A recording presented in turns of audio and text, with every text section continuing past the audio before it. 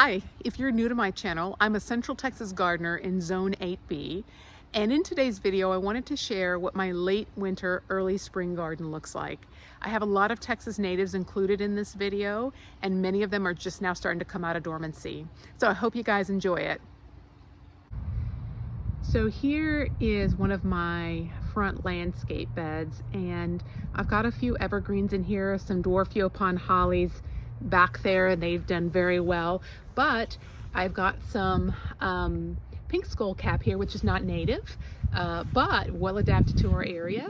It's just starting to wake up. I have a Mexican oregano, also not native, but well adapted. This gets about 4 by 4 feet. It was evergreen, and it does flower. Here I have a Zexmenia that has just started to come out of dormancy. 3 by 3 feet, has beautiful yellow flowers that small finches just absolutely love. I have got a Gara here and here, and these were transplants because I had them sort of in the border of my beds, and they got really unwieldy, and so I had to kind of move them in the back. And they do have a long taproot. I wasn't sure if they were going to survive the transplant, but they did, and you can see that they are coming out of that dormancy very nicely. Here is my Greg's Mist flower, and it is very happy. You can see though that this is a very aggressive spreader. It's got little plants everywhere, which is totally fine because this is a butterfly magnet, and I don't mind if it takes over a large part of this area. I definitely am trying to create a little bit more habitat for some of our pollinators. Here is my black-eyed Susan, and these are so pretty. It doesn't look like much now, but it's definitely starting to get a little bit of momentum. Here are my Blackfoot daisies, and these are Texas natives, and they are notoriously difficult to grow in clay soil because they do not like wet feet. That's probably true of a lot of our natives, and so I heavily amended my bed with expanded shale, and so far so good. We'll see if they make it through the spring rains. All right, so here's another area, landscape bed in the front, and I have a bit of a heartbreak here. I seeded Texas bluebonnets all along this area in October, and they were doing great, and then my lawn crew came out and killed them all thinking they were weeds, and so I was very upset about it. It broke my heart, but I will try again this fall. Here I have a couple of flame acanthus. This is an orange variety, but I also have a red variety, and this is the one that's more commonly known, and these are big hummingbird magnets. I also have a Senecio or Texas sage. There are different varieties. This one is called a green cloud. It can get up to 6 by 8 feet in height and width, so I think it'll fill in this space nicely. And then I had another one in the other landscape bed that was called San Antonio Rose, and it's more compact. Here is pink muley grass.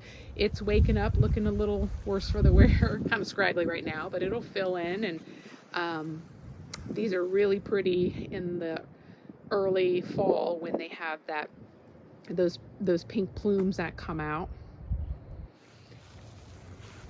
Here are my autumn sages, and I'm going to tell you, if I had one plant that I'd recommend that's like easy and evergreen and just flat and flowers, can take the heat, can take short periods of freezes, it would be this one. There's different varieties. There's pink, red, and white.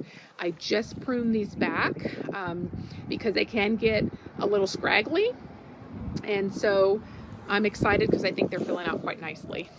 All right, so I am in my backyard here, and this is sort of the lay of the land. I have an area of central turf surrounded by kind of this several perimeter garden beds, and lots and lots of natives here, or well-adapted plants. This is a Mexican oregano. Here is a whale's tongue agave, and this can be cold hardy down to, I think, in the teens or 10 degrees Fahrenheit. I do cover it when it gets really cold and wet. Here, these are our native wright skullcap, and I pruned these down, and you can see that they are putting on a lot of new growth. If you hear all that water in the back, that's my fountain here. Here is a little gem magnolia.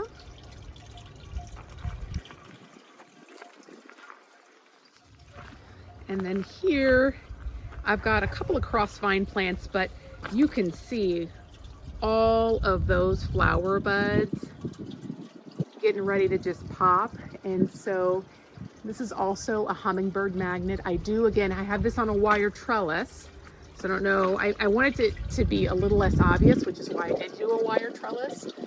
These are self-clinging vines, but I feel like you have to secure them, otherwise they get very heavy with the wind and they'll fall over. Here is my red yucca, and it's putting on, I think I see one flower spot, 2, 3, I think there's 4 or 5 flower spikes that are going to pop out. And so I'm so excited because last year we just had one. It was its first year in the ground, I think. And if you're wondering what this is a pump that's attached to my rain tank. I do harvest rainwater. If you're interested in that, I think I've got a short and actually a pump installation video. This is sort of my veggie garden area. Now, I'm new to vegetable gardening. I have been at it a couple of years, but I'm learning a lot. Currently, I've just got potatoes here, and I'm going to have some pole beans. I had a couple of transplants, but really I think I'm going to start them from seed. I have this area, this trellis here is going to be for cucumbers, and these ladders are going to be for tomato plants. And so I do have drip irrigation set up to a timer. I don't have it running yet because we've got a lot of pretty decent rain. And here is my keyhole garden. This is a very unique garden with that's meant to be a little bit more water and nutrient efficient.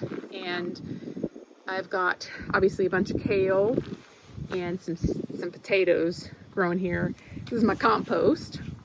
I've got a bunch of volunteer potatoes in there right now. And then I have my greenhouse, which the panels blew out, and so I had to repair with some plastic sheeting. And then this is Charlie. Hey, Charlie. And here is an autumn sage. This one is white, but you can see how nice and full it is. And that's because I trimmed that puppy down to about 6 inches. This is rosemary and the Tuscan blue, I think. Non-native, but this thing stayed green all winter long, and you know, you can use it to cook with. I have a rock rose here. This is a native Texas plant. I cut them down pretty hard recently, but they will spread pretty readily. And here in this spot, I had a Mexican bush sage, which I cut down, but I'm not seeing a lot of growth on this yet. I hope it survived the freeze. And then here in the back, you can't appreciate that, but I've got these cannas, which Kevin, my garden friend, gave me. And so I just put those in not too long ago.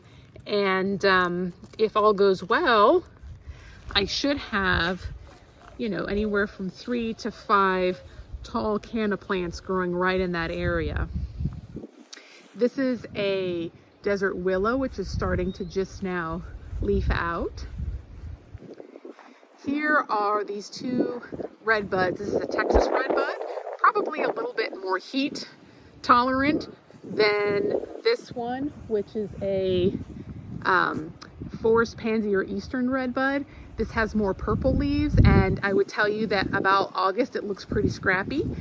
I think it's meant more as an understory plant or tree, and so it looks a little rough for the wear. Currently both of these trees, I don't know if you can appreciate it, but there's a lot of bees and pollinators on them. Here I don't know if you can see it, but I have 1, 2, and 3 mealy blue sages, and these are Texas natives, and they do go dormant, in the winter, but they are workhorses in a very hot, dry, water restricted garden. And so this is probably it's probably like my second plant I would recommend if you're looking for a Texas native that can really take our climate but really perform well for you. These have beautiful blue spikes of flowers, and always full of pollinators. And then you can see here I've got more autumn sages here, 2, 3. This one's white, so you can kind of see the flowers there. I've got here I've got some more pink skullcap, again not native to Texas but well adapted.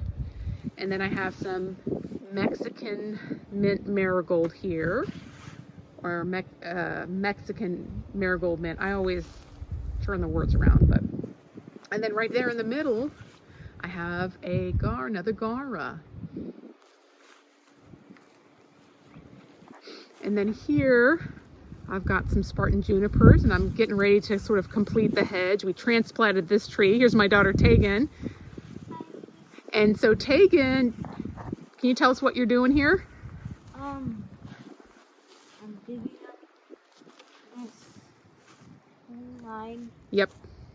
I don't know why, but I am. Because you're a good daughter, that's why. Yeah. And so essentially this was all turf and grass, and it just, I'm really trying to reduce my lawn size. It's very resource heavy, and plus it really doesn't do a lot for you in terms of looks or the local food web.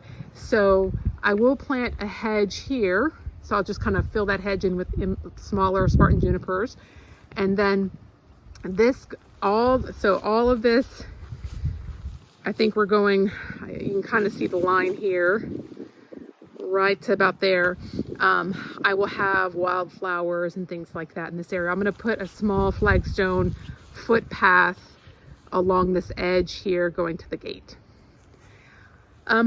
So if you're curious about what this is, these are boxwoods, pyramidal boxwoods, but these are sunshine ligustrum, and I think they're a type of privet which can be invasive, but these are sterile, so they don't produce any seeds or anything like that. But look how pretty that color is. It kind of reminds me of like forsythia, that beautiful spring yellow, but it's just the foliage. And so I have really enjoyed having these in my landscape. These are not native, but definitely a showstopper. Here I have got a Texas kidneywood, which smells a lot like sweet almond verbena. And then I have a bunch of bee balm here. I just threw all the seed down. I probably wasn't as, organized about it as I thought I was, because it's just, I've got it everywhere. I've got bee balm there. It's randomly, sporadically thrown out everywhere. I do have some autumn sages and some more wright skullcap. Here is a white yarrow, and this is an aggressive spreader in a garden bed, I understand, but definitely great for the pollinators. And then you can see back here I have another 3 mealy blue sages. Here I have a goldenball leadtree, and I know it's just waking up from dormancy, and so the leaves are still just unfurling, but this tree, when you see these little puff balls here, they turn into these yellow puff balls, and they're just so fun and pretty through the spring. They are deciduous, but they are a Texas native. Definitely needs good drainage, and so I heavily amended my soil here with a bunch of expanded shale. If you're looking at this and wondering like what all these rocks are, well, let me kind of explain my setup. So I capture rainwater here. This is a very small rainwater barrel, so it overflows quickly, and that excess runs down that flagstone cascade. And then I've got a sort of Victorian trench, which is about 5 to 6 inches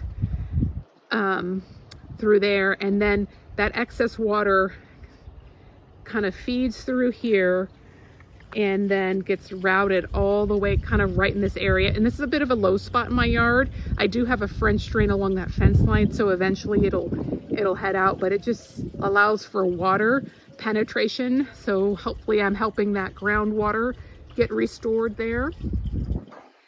If you are interested in incorporating Texas natives into your landscape, or you're just curious to see how everything comes along in this garden, please consider subscribing. Also consider liking or maybe even leaving a comment below. It does help other viewers like you find this channel. Thanks, and y'all take care.